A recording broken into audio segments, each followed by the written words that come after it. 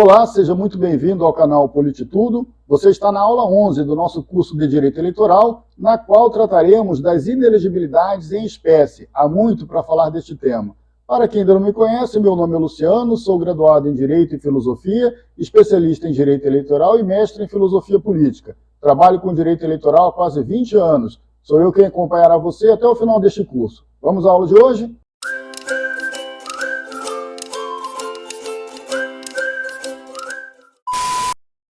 Bom, pessoal, nessa aula que tratarei das inelegibilidades em espécie, não vou aprofundar o conceito de inelegibilidade, porque já o fiz nas aulas 9 e 10, principalmente na aula 10. Então, se você ainda não for íntimo desse conceito, peço que retorne às aulas 9 e 10. Nesta aula, direi apenas, para que a gente possa dar sequência, que inelegibilidade é uma restrição temporária, sempre temporária, à capacidade eleitoral passiva, que é a capacidade de ser candidato. E todas as inelegibilidades, sem exceção, estão previstas ou na Constituição ou em uma lei complementar. E por que eu posso dizer isso com tanta segurança? Porque a própria Constituição, no parágrafo 9º do artigo 14, diz para a gente, como vocês podem ver aí na tela, que lei complementar estabelecerá outros casos de inelegibilidade. Outros por quê? Porque a própria Constituição já estabelece vários. E os prazos de sua cessação. Por que os prazos de cessação? Porque, como eu disse, todas são temporárias, restrições temporárias à capacidade eleitoral passiva. E por que não pode haver uma restrição definitiva à capacidade eleitoral passiva? Porque capacidade eleitoral é direito humano, direitos políticos são direitos humanos, e ninguém pode ser alienado definitivamente de seus direitos humanos. Então, olha lá, lei complementar estabelecerá outros casos de inelegibilidade e os prazos de sua cessação, a fim de proteger a probidade administrativa, a moralidade para o exercício do mandato, considerada a vida pregressa do candidato e a normalidade e legitimidade das eleições contra a influência do poder econômico ou abuso do exercício de função, cargo ou emprego na administração direta ou indireta. Então, pessoal, como eu já havia dito para vocês lá nas aulas 9 e 10, a inelegibilidade é uma incompatibilidade do candidato com o cargo que ele pretende, que ele disputa na eleição.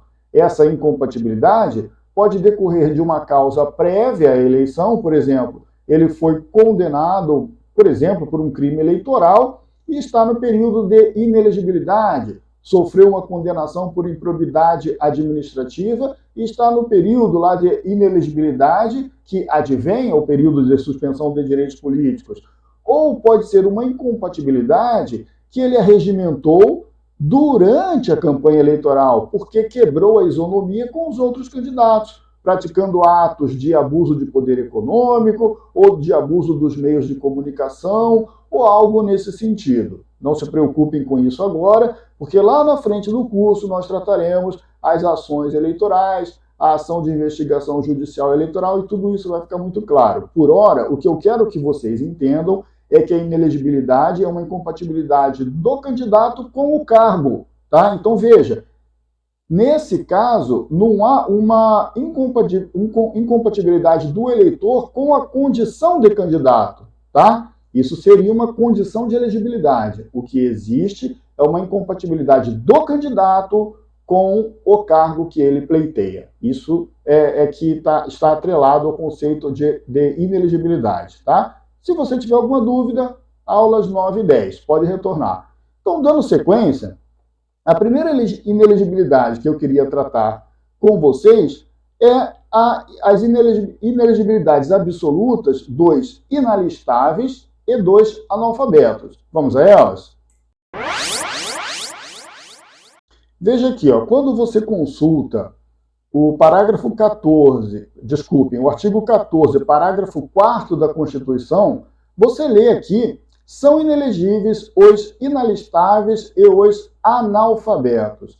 Vamos primeiro tratar do caso dos analfabetos. Quem são os analfabetos para a Justiça Eleitoral? O conceito de analfabeto para a Justiça Eleitoral, ele é bem amplo, bem amplo. Então, uma pessoa que tem rudimentos de de leitura e escrita não é considerado analfabeto.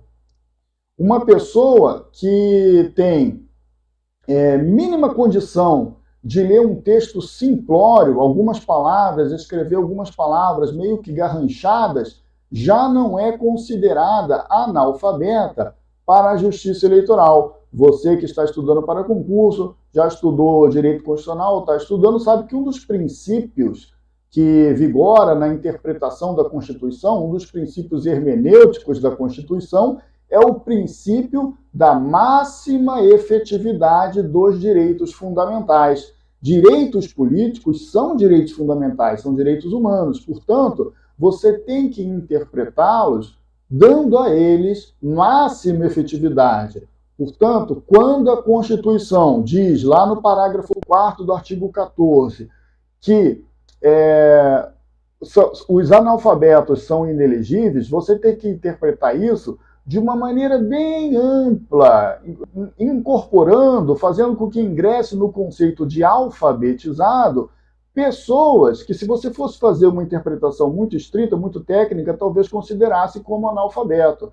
Mas só que, devido ao princípio da máxima efetividade, você precisa incluir essas pessoas, precisa ampliar o conceito de alfabetizado. Então, por conta disso que eu acabei de falar com vocês, pessoas que têm mínimos rudimentos de leitura e escrita já são consideradas alfabetizadas e, portanto, não são inelegíveis, são elegíveis.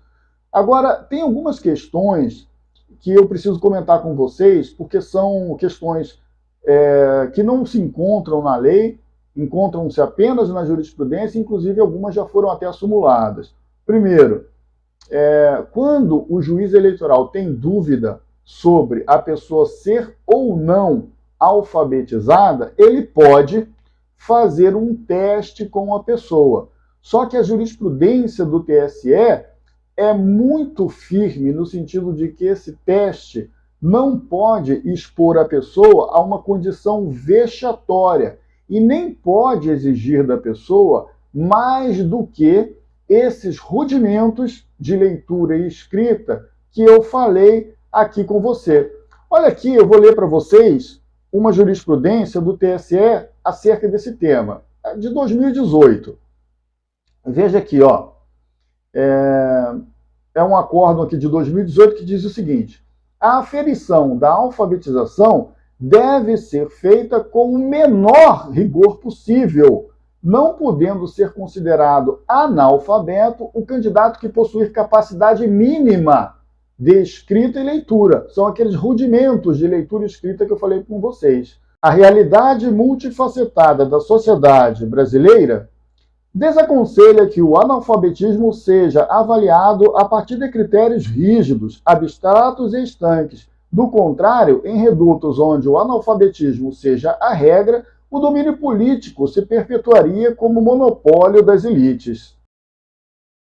Dando sequência aqui, veja o que diz um acordo de 2016 com relação àquele aspecto de preservação da dignidade da pessoa que eu comentei com vocês. Olha lá, acórdão TSE de 27 de setembro de 2016, no recurso especial 8.941. O exame da causa de inelegibilidade referida neste parágrafo deve ocorrer em conjunto com os valores constitucionais da cidadania, da dignidade da pessoa humana e da isonomia, levando a concluir que analfabetismo de natureza educacional não pode nem deve significar analfabetismo na vida política. Bom, e para completar, pessoal, com chave de ouro, esse tema do analfabetismo, é interessante a gente ver o que diz as súmulas 15 e 55 do TSE. Esses temas que estão nas súmulas 15 e 55, você não encontrará lendo a lei e dificilmente também encontrará nas doutrinas. Você precisa estudar na jurisprudência e eles são sim cobrados nas provas. Digamos que a sua prova faça uma pergunta da seguinte maneira: se o candidato já foi eleito e exerceu um mandato, isso é prova de que ele é alfabetizado? Veja bem, o candidato já foi eleito, E a gente sabe que analfabetos são inelegíveis. Já exerceu um mandato e agora ele vai concorrer à reeleição. Ele não precisa mais provar que é alfabetizado? A jurisprudência diz que sim, ele precisa sim provar. A cada nova eleição ou reeleição, mesmo que ele já tenha sido eleito, que já tenha exercido mandatos anteriores, que já tenha registrado candidaturas anteriores que foram deferidas, ele precisa novamente comprovar a sua situação de alfabetizado. E uma outra jurisprudência, que já foi sumulada, inclusive, diz o seguinte: não há um documento específico para comprovar a alfabetização. Não é um certificado escolar, não é um certificado de um curso profissionalizante. Inclusive, pode até não haver certificado algum, porque, como nós vimos, o juiz pode chamar o eleitor para fazer um teste lá para sanar a dúvida dele quanto à situação de alfabetizado ou não desse eleitor que está se candidatando. Então, se o eleitor apresentar, junto com o seu registro de candidato, uma cópia da sua CNH, da sua Carteira Nacional de Habilitação, isso já funciona como prova de alfabetização, porque pessoas analfabetas não podem tirar a Carteira Nacional de Habilitação. Então vamos a essas súmulas 15 e 55 do TSE. Olha, está na tela aí para vocês a súmula 15, que diz o seguinte: o exercício de mandato eletivo não é circunstância capaz, por si só, de comprovar a condição de alfabetizado do candidato. Então, veja, não é capaz por si só. Ela pode ser até um elemento inicial de prova, mas por si só ela não comprova a situação de alfabetizado do candidato. E agora, pulando lá para a súmula 55, eu demonstro aqui para vocês aquilo que eu tinha falado sobre a Carteira Nacional de Habilitação. A Carteira Nacional de Habilitação gera a presunção da escolaridade necessária ao deferimento do registro de candidatura, tá certo? Então, guardem essas jurisprudências, guardem esses aspectos aqui que eu falei sobre o analfabetismo, que vocês certamente vão bem na prova. Agora vejam essa questão muito fácil que caiu no concurso do TRE de São Paulo para o cargo de analista judiciário, área judiciária, no ano de 2006. A banca era a Fundação Carlos Chagas. O analfabeto, alternativa A, pode ser eleito para as assembleias legislativas? Não. O analfabeto, como nós vimos, ele está atingido por uma inelegibilidade constitucional absoluta. Ele não pode ser eleito para nenhum cargo eletivo. Alternativa B, pode ser eleito para a Câmara dos Deputados? Não. Só pode alistar-se se souber ao menos assinar o nome? Não. Como nós vimos, embora o analfabeto não possa ser candidato, ele pode ser eleitor. O analfabeto está na condição de facultatividade. Ele pode ou não alistar-se segundo a sua vontade. Se ele se alistar, tudo bem, vai ter um alistamento normal, não vai ter nenhum tipo de anotação nesse sentido. Agora, se ele resolver não se alistar, isso não vai gerar para ele nenhum tipo de ônus, multa, ainda que ele o faça tardiamente após o prazo legal. Alternativa D, pode ser eleito prefeito municipal? Não, porque ele está inelegível, inelegibilidade constitucional absoluta. E a alternativa E, é inelegível para qualquer cargo eletivo, é a alternativa que responde à questão. Vamos agora a essa questão do ano de 2008, da Fundação Getúlio Vargas, para o Tribunal de Justiça do Mato Grosso do Sul para o cargo de juiz. Com relação aos analfabetos, é incorreto afirmar. Veja que a alternativa a questão quer a alternativa incorreta. É incorreto afirmar que a condição de semi-analfabeto, em que o interessado apenas assina e lê o nome, torna o candidato inelegível. Essa questão está errada, como nós vimos na aula de hoje, porque se o candidato possuir rudimentos de leitura e escrita, por mais que sejam primários, ele não deve ser considerado analfabeto, como nós vimos na aula. Então, essa questão já é respondida pela alternativa A. Vamos às demais alternativas para entender por que elas estão corretas, já que a questão pedia a alternativa errada. É legítima a diligência judicial que, de ofício, busca apurar a condição de alfabetizado do candidato? Sim, nós vimos isso. O juiz, caso tenha dúvida sobre o candidato ser ou não ser analfabeto, pode realizar testes, diligências, ainda que de ofício, desde que respeitada a dignidade daquela pessoa. Não pode ser um teste que exija conhecimentos aprofundados. Esse teste deve exigir apenas esses rudimentos de leitura que nós já falamos em escrita, e ele não pode expor o candidato a uma situação vexatória ou ridícula, como consta lá muito claramente na jurisprudência do TSE, que eu inclusive li para vocês na aula. Alternativa C. O exercício de função pública não afasta a inelegibilidade do candidato analfabeto. Claro que não. Nós vimos o que lá na jurisprudência do TSE? Que mesmo que ele já tenha exercido, por exemplo, um mandato eletivo, no próximo registro de candidatura, ele precisa novamente provar a sua condição de alfabetizado. O fato de ele ter exercido um mandato não prova que ele não é analfabeto, certo? A alternativa D. É válida a aplicação de teste sumário para aferir o requisito de alfabetização do candidato? Sim, é válida, nós já comentamos isso. Alternativa E. O artigo 14, parágrafo 4º da Constituição consagra a presunção jure e et iure de incapacidade para o exercício do mandato. Sim, o analfabeto ele é inelegível. E o que é a inelegibilidade? Conforme eu trabalhei com vocês ao longo da aula, a inelegibilidade é uma incompatibilidade do candidato com o cargo, com o mandato.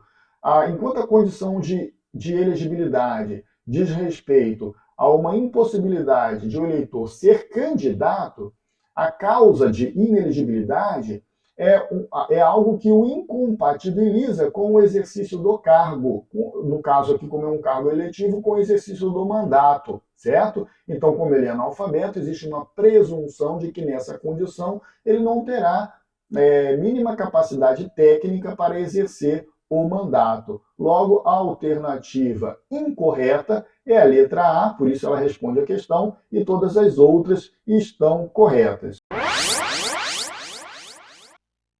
Bom, então, dando continuidade, sabemos já que o artigo 14, parágrafo 4º da Constituição Federal diz que são inelegíveis os inalistáveis e os analfabetos.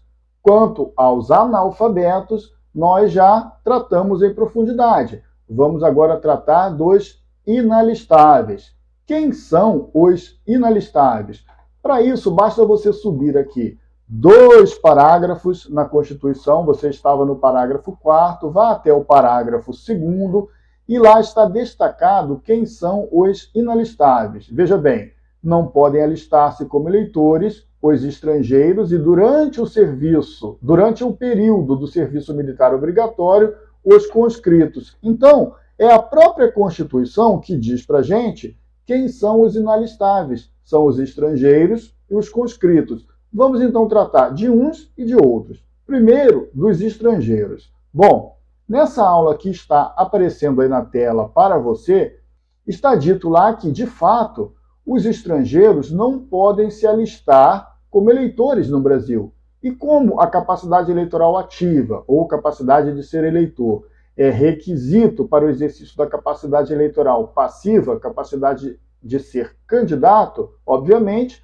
não podendo ser eleitores, eles não podem ser candidatos. Portanto, são inelegíveis. Mas há uma exceção.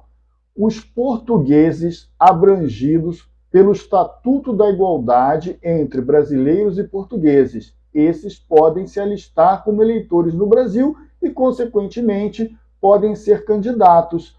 Agora, não para qualquer cargo. O cargo de presidente da República exige que o candidato seja brasileiro nato. E, obviamente, o português não o é. Portanto, o português pode ser candidato no Brasil desde que abrangido pelo Estatuto da Igualdade entre brasileiros e portugueses. mas ele não poderá ser candidato a presidente. Pode ser candidato a vereador, prefeito, deputado, senador, presidente não, tá certo? Então, pessoal, se você quiser saber mais sobre o português que pode se alistar como eleitor no Brasil e que, portanto, pode ser candidato, vá nessa aula que está aparecendo aí na tela para você. O importante aqui é que você saiba que esta é uma exceção à inelegibilidade dos estrangeiros, tá bom? Português abrangido pelo Estatuto da Igualdade entre Brasileiros e Portugueses. Vamos agora a um caso mais complicadinho, mas a gente vai destrinchá-lo aqui, que é o caso do militar conscrito. O que é o conscrito? Né? Tem muita gente que confunde muito isso daí. Conscrito, você tem que buscar o conceito na própria jurisprudência do TSE. Vamos a ela? Olha aqui, você tem uma resolução já antiga de 1989, mas isso também está reproduzido na atual resolução que trata do alistamento eleitoral. E a ideia é a seguinte: a palavra conscritos, constante deste dispositivo, que é o parágrafo 2º do artigo 14 da Constituição, alcança também aqueles matriculados nos órgãos de formação da reserva, já vou dizer para vocês o que são órgãos de formação da reserva, bem como médicos, dentistas, farmacêuticos e veterinários que prestam serviço militar inicial obrigatório. Então, vamos conversar um pouco agora a respeito dessa situação do conscrito. Se você perguntar ao seu avô, ao frentista do posto, quando você for abastecer, a sua tia Teteca, quem for que seja, tia Teteca, quem são os conscritos? Ela vai dizer imediatamente para você: meu filho, conscritos são aqueles militares em serviço militar obrigatório. É o recruta. A sua tia Teteca estará correta. De fato, conscrito é o recruta, mas ele é apenas um dos conscritos. Conscrito, como consta lá na resolução do TSE que eu acabei de mostrar para vocês, é todo aquele que está em serviço militar obrigatório ou que está matriculado em um curso de formação de militares para reserva, tá bom? Veja bem, tem alguns cidadãos que quando chegam para fazer o alistamento militar, ele está fazendo um curso superior de medicina, de veterinária, de odontologia, de farmácia, e aí a Força Armada chega à seguinte conclusão: que se ela interromper aquele curso superior, ela vai prejudicar aquele sujeito. Poxa, eu vou interromper o curso superior do rapaz ou da moça, no caso do rapaz, né, que é serviço militar obrigatório, para fazê-lo ingressar aqui nas Forças Armadas por um ano. Ele vai perder um ano lá do curso dele. É melhor para ele e para nós das Forças Armadas que seja feito o seguinte: olha, companheiro, vai lá, faz o seu curso superior, não preste o serviço militar obrigatório agora, e quando você terminar, você volta aqui com a gente e aí você vai prestar também um ano de serviço militar obrigatório, só que não mais como recruta, você vai fazê-lo como oficial. Você vai ganhar mais, vai ganhar como oficial, vai ficar um ano aqui como oficial prestando seu serviço militar obrigatório. Isso vai ser bom para você, que vai terminar seu curso, e vai ser bom para a gente, que vai receber um serviço mais qualificado, porque agora você vai ser um oficial médico, um oficial veterinário, um oficial farmacêutico. Mas veja que esse cara, apesar de não ser recruta, apesar de ser um oficial, ele também está em serviço militar obrigatório. E, portanto, tanto para as Forças Armadas quanto para a Justiça Eleitoral, ele é também considerado um conscrito. E, portanto, ele é inelegível também. Então, quem são os conscritos? Todos aqueles que estão em serviço militar obrigatório. E mais quem? Mais aqueles que estão matriculados nos centros de formação de militares para a reserva. É o seguinte, pessoal, as Forças Armadas, elas têm alguns cursos de formação de militares para a reserva. Isso quer dizer o quê? Essas pessoas, elas fazem um curso para ser sargento da reserva não remunerada, oficial da reserva não remunerada, e durante aquele período que elas estão no curso de formação de militares da reserva, elas também permanecem na condição de conscritos e, portanto, também são inelegíveis, tá bom? Esses são os dois tipos de conscritos, os três, né? O recruta, o oficial temporário e aquele que está, o militar que está matriculado no curso de formação para a reserva. Esses são os três tipos de conscritos que são inelegíveis. Então, não vá para a sua prova, não vá para a sua prática jurídica, achando que todo mundo que está lá na situação que todo mundo que está na situação de conscrito se restringe apenas ao recruta da Força Armada. Não, tem gente que não é recruta e também é conscrito.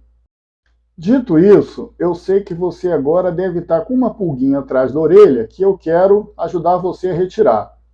Você deve ter verificado, estudando, você é um sujeito estudioso, uma pessoa estudiosa, deve ter verificado lá estudando direito constitucional, que consta lá no artigo 142, parágrafo 3º, inciso 5 da Constituição, o seguinte: o militar, enquanto em serviço ativo, não pode estar afiliado a partidos políticos. Aí, você lembrou da aula nossa passada, que tratou das condições de elegibilidade, que dizia o seguinte: ora, uma das condições de elegibilidade é a filiação partidária, certo? Uma das condições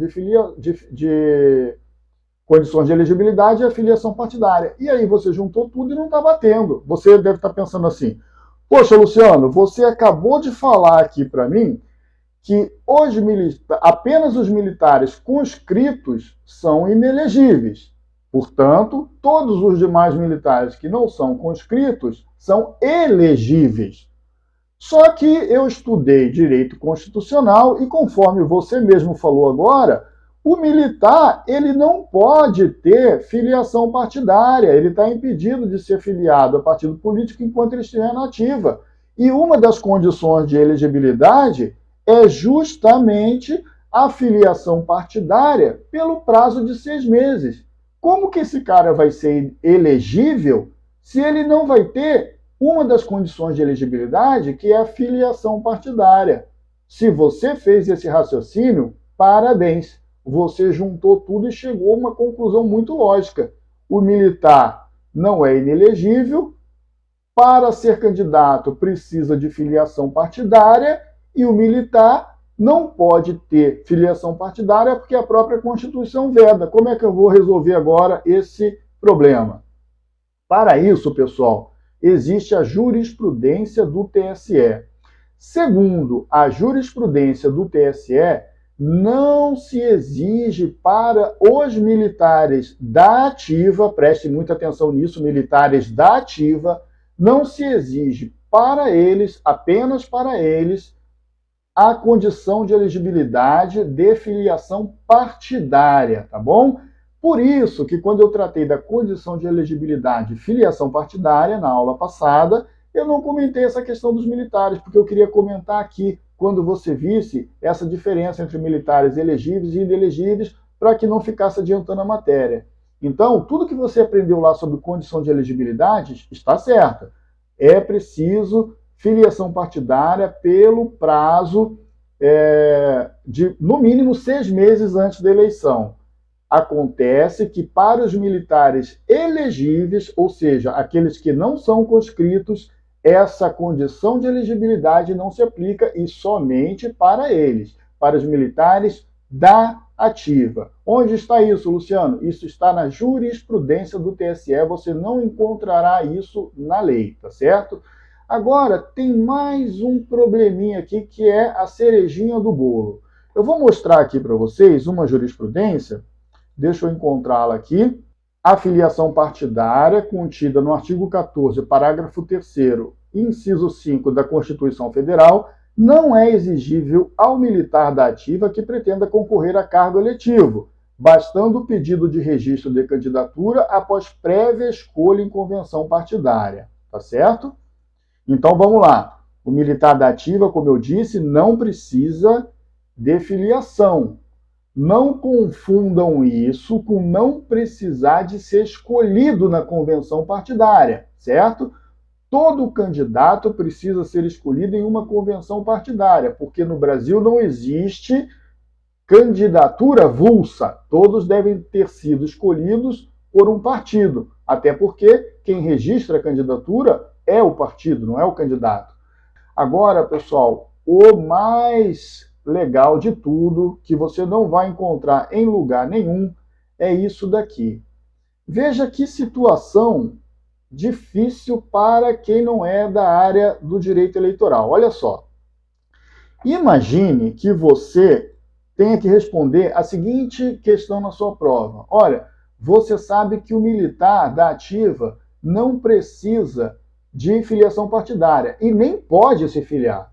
Vamos supor que o militar passe para a reserva, faltando 3 meses para a eleição.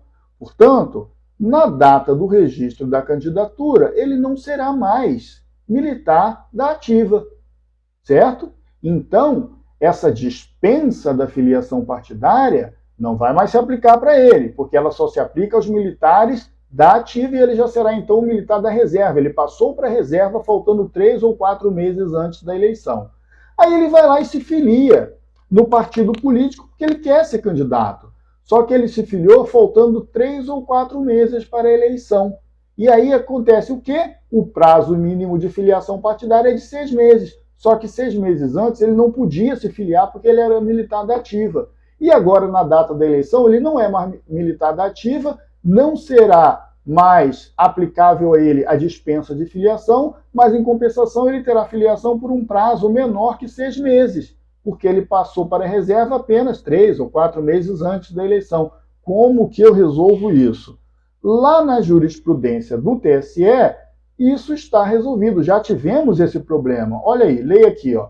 Militar que passa a inatividade após o prazo limite de filiação partidária, que está lá no artigo 18 da Lei 9.096 de 95. O que vai acontecer com ele? Vai acontecer o seguinte: se a passagem para a inatividade ocorrer depois do prazo de 1 ano, na época o prazo era 1 ano, agora é 6 meses, tá, pessoal? Depois do prazo de 1 ano para a filiação partidária, mas antes da escolha da convenção, deve o militar, ao se tornar inativo, no prazo de 48 horas, filiar-se a partido político. Então, veja lá, ele passou para a reserva depois do prazo de filiação, prazo de 6 meses, certo? Passou depois, passou 4 meses antes da eleição.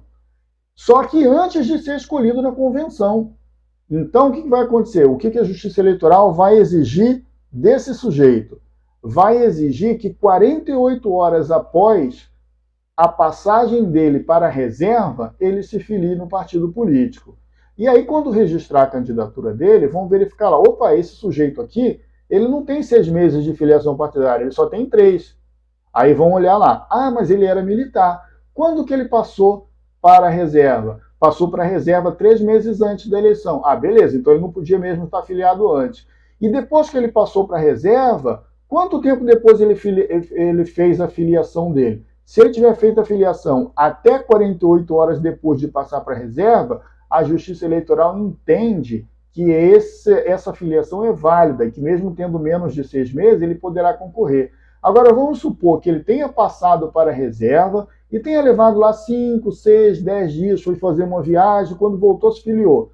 Aí, ele não cumprirá o prazo mínimo para a filiação partidária. A Justiça Eleitoral vai considerá-lo inelegível por falta de uma condição de elegibilidade. Ele terá, então, que registrar a candidatura dele só numa próxima eleição, quando ele já tiver cumprido o prazo de 6 meses de filiação partidária, o prazo mínimo de 6 meses. Compreender isso daí é um pouquinho complicado, né? Revisando aqui, militar na ativa, militar que não é conscrito está na ativa. Quer ser candidato? Muito bem, beleza. Não precisa de filiação partidária. Esse cara vai poder concorrer desde que seja escolhido na convenção do partido, e não vai precisar apresentar prova de filiação partidária. Aliás, nem poderá ter a filiação partidária porque ele é militar da ativa. Militar da reserva, precisa da filiação partidária. Militar que passou para a reserva depois do prazo de 6 meses antes da eleição e antes da escolha da convenção. Aí ele não vai ter 6 meses de filiação, vai ter o prazo mínimo. Mas se ele tivesse filiado até 48 horas depois a passagem para a reserva remunerada, a Justiça Eleitoral entende que está tudo bem para ele. Se demorou mais de 48 horas para se filiar, a Justiça Eleitoral entende que ele não cumpriu o prazo de filiação partidária e ele não poderá concorrer naquela eleição. Beleza? Só que isso não é tudo. Para o militar, nós ainda temos mais uma questãozinha aqui que nós temos que estudar. Quando um militar elegível é escolhido em convenção partidária, o que acontece para ele? Bom, isso está lá no Estatuto dos Militares e também na legislação eleitoral. Vamos a eles? Vejam aqui o que diz o parágrafo 8º do artigo 14 da Constituição Federal. O militar alistável é elegível, como eu disse para vocês, atendidas as seguintes condições. Então vamos lá. Para ele ser elegível, aquele cara que eu falei para vocês que é militar, mas não é conscrito, então ele é elegível. Mas para ele ser elegível, ele vai ter que atender essas condições ainda, tá? Se contar com menos de 10 anos de serviço, deverá afastar-se da atividade. O que significa, pessoal, esse afastar-se da atividade? Quando o militar é escolhido na convenção partidária e tem menos de 10 anos de serviço, para ele ser elegível, para ele ser considerado elegível, ele tem que se afastar da atividade. O que isso quer dizer? Quer dizer, tchau, vou embora das Forças Armadas, vou embora da Polícia Militar. Eu tenho menos de 10 anos, quero ser candidato? Beleza, você pode ser candidato, mas você vai embora. Você não pode mais permanecer nas Forças Armadas ou na Polícia Militar. E o inciso 2 aqui, ó. Se contar com mais de 10 anos de serviço, será agregado pela autoridade superior e, se eleito, passará automaticamente no ato da diplomação para a inatividade. Então, qual é a diferença aqui? Olha só, quando ele tem menos de 10 anos, foi escolhido pelo partido, ele já passa para a inatividade. Quando ele tem mais de 10 anos de serviço, ele não precisa passar para a inatividade pelo simples fato de ser candidato. Mas, vejam bem isso, caso ele seja eleito, ele vai passar para a inatividade. Durante esse período de candidatura, durante o período de candidato, ele fica agregado. O que é agregado, gente? Agregado é o seguinte. Eu vou mostrar, aliás, eu vou até mostrar para vocês aqui no Estatuto dos Militares. Espera aí. O que é a agregação primeiro, né? A agregação é a situação na qual o militar da ativa deixa de ocupar vaga na escala hierárquica de seu corpo, quadro, arma ou serviço, nela permanecendo sem número. Então, vejam lá, pessoal, o que é agregação primeiro, né? A agregação é o seguinte, quem é militar, eu digo isso para vocês com muita propriedade, que eu fui militar há 14 anos. Quem é militar, ele é numerado dentro do seu quadro, corpo ou serviço. Então vamos supor, você é da infantaria, você é sargento da infantaria. Então você vai lá no exército e vê assim, ó, aqui está o quadro de infantaria do exército. Então eles vão ter uma numeração lá de todos os sargentos, desde o número 1 até o número 10.000. Então o número 1 é o mais antigo, o número 10.000 é o mais moderno, mais novinho. E aí, as promoções, tudo que tiver de vir na carreira daquele militar vai vir de acordo com aquela numeração. Mais ou menos o seguinte, vamos promover aqui os 300 primeiros sargentos aqui na antiguidade. Eles vão lá na lista dos militares de infantaria, dos sargentos de infantaria, vão pegar o número 1 ao número 300 e vão promover por antiguidade. Quando o militar está agregado, ele sai daquela lista. Então, se ele for o número 99, ele deixa de ser o número 99 e outra pessoa vai ocupar aquele número ali. Ele vai ficar de fora. Ele não vai ser promovido mais dentro daquela numeração ali. Entenderam? Isso quer ficar agregado, tá bom? Quando que o militar passa então para essa condição de agregado? Olha aqui, quando ele passa para a condição de agregado. Conforme o artigo 82, parágrafo 4º, a agregação de militar, no caso do item 14, o que diz o item 14? É o militar o militar ter se candidatado a cargo eletivo.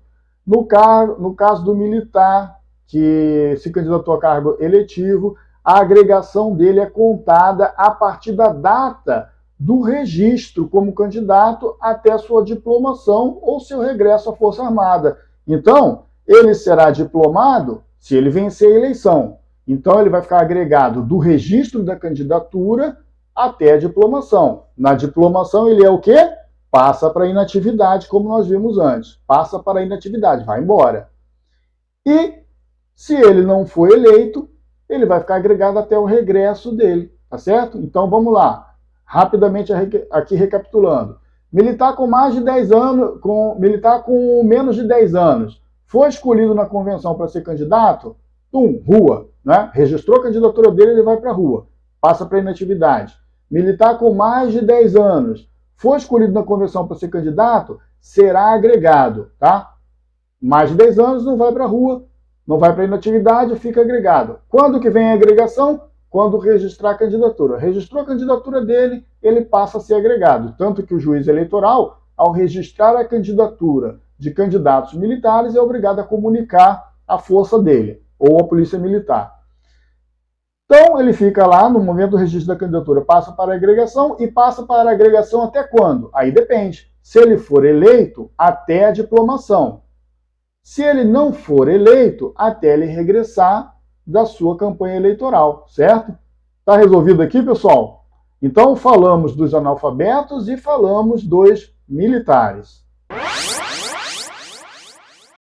Bom, pessoal, vamos agora responder algumas questões para aprofundar o conteúdo que foi passado e também para memorizá-lo.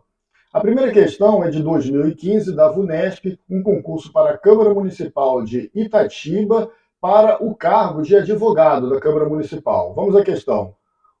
O militar alistável é elegível e, se contar com mais, letra A, de 10 anos de serviço, será agregado pela autoridade superior e, se for eleito, passará automaticamente no ato da diplomação para a inatividade. A letra A está correta, como nós vimos na aula, mas vamos responder aqui a questão, está aqui, ó. A questão está correta, respondida pela letra A, mas vamos às demais alternativas para nós entendermos quais são os erros. Letra B. Se ele contar com mais de 15 anos de serviço, será agregado pela autoridade superior. Não são 15 anos, são 10 anos. Se ele contar com mais de 10 anos de serviço, será agregado pela autoridade superior e, se for eleito, não passará automaticamente no ato da eleição para inatividade. Essa alternativa C está errada, porque, como nós vimos, se ele tiver mais de 10 anos de serviço, ele é agregado pela autoridade superior e, caso seja eleito, ele passa para a inatividade no momento da diplomação. E, se não for eleito, ele retorna à atividade ao término de sua campanha eleitoral. Alternativa D. Se ele contar com mais de 15 anos de serviço, já podemos dispensar a alternativa, porque sabemos que são 10 anos, não 15. E a alternativa E, de 15 anos de serviço, também já podemos dispensar, porque não são 15 anos, são 10 anos de serviço, o tempo para tomar a providência de mantê-lo agregado. E, se ele ganhar a eleição, ele é afastado, vai para a inatividade no ato da diplomação. Se não ganhar a eleição, terminando a sua campanha eleitoral, ele volta para a atividade. Então, essa questão está resolvida, você encontra toda a explicação na aula de hoje. Vamos então para mais uma questão do ano de 2002, do Ministério Público do Estado de Pernambuco, cargo de promotor de justiça. Muitas são as condições de elegibilidade que devem ser preenchidas para a participação política ativa e passiva.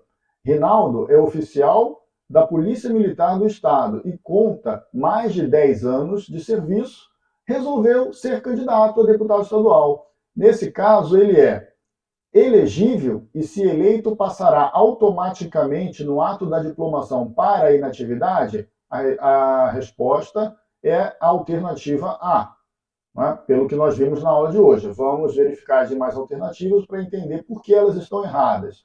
Alternativa B. Ele é inelegível, porque os policiais militares estaduais são inalistáveis. Nada disso, como nós vimos, os militares, sejam eles das Forças Armadas ou das Forças Auxiliares, são elegíveis, desde que não estejam na condição de conscritos.